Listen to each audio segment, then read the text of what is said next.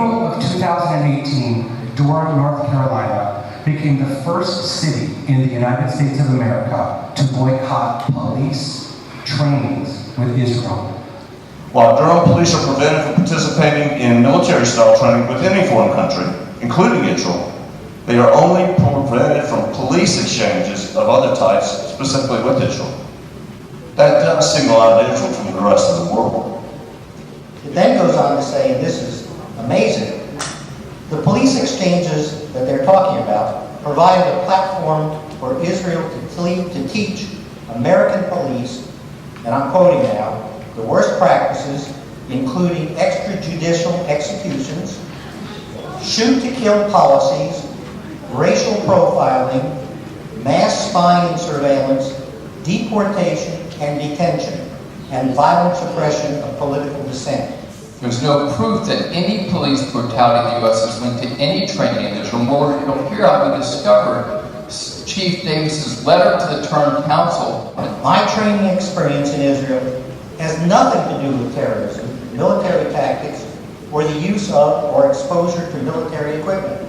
My specific exchange was based on developing leadership academies, leadership principles, and building community and police relations with the growing homeless population of the United States. Such decisions are, in fact, anti-democratic when they're made behind closed doors, using knowledge lies, and seek to change the truth of the facts to suit narrow-minded purposes. These facts were pointed out to the Council by virtually all mainstream Jewish leaders, institutions, and rabbis before their votes on the resolution that singled out Israel. It has not been entirely clear to some people what this symposium is for. It's not about the strong difference between most of us and the anti-Zionist group, which usually talks about the context of the Palestine-Israel conflict. Our issue today is that while they and others promulgated the lies, it is our present and deep concern that the Council, in a great hurry, doing no research, and often using secrecy, readily accepted the basic idea that you've already heard about. The foundational lie is and was that the Israeli police taught and teach American police to act in terror against black and brown members of our community.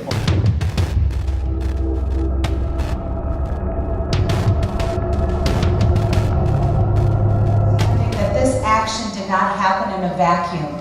There have been many other anti-Semitic and anti-Zionist instances in this area that were a part of what brings people to concern. During the council meeting, when the statement was being discussed, anti-Semitic slurs were spouted by one of the speakers. Stood up and told the city council that Jews attend a synagogue of Satan. The resulting city council statement wounds both the police and our sense of warm human relations in the city which we have been enjoying. In fact, it is the modern equivalent of the ancient blood libel. In weeks following the council's decision, anti-Semitic hate flyers were found around Durham. In just the past year and a half, the Jewish community campus was victim of a bomb threat, and there was no public response from the local government condemning such actions. This past fall, when there was threat of a KKK protest in downtown Durham, a local shul was forced to take precautions and remove the Torahs from its building and sending the staff home in preparation. My phone has been ringing nonstop over the last week from young adults. They live here, they feel unsafe.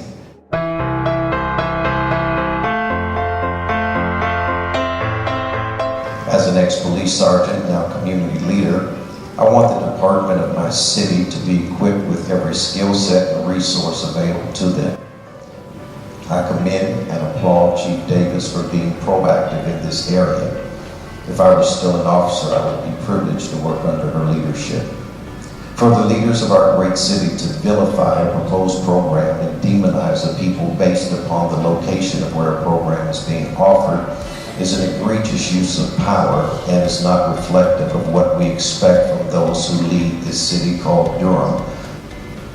I pray from this moment that we are inspired to adopt a lexicon that speaks on behalf of all of its citizens. We can no longer speak from our silos to our bases to sustain our seats or to secure our votes, but we must lead because we love people. I've been profoundly impacted as I've talked with citizens of Durham who have been hurt by this issue. If our motives were pure, an apology to our Jewish brothers and sisters is demanded.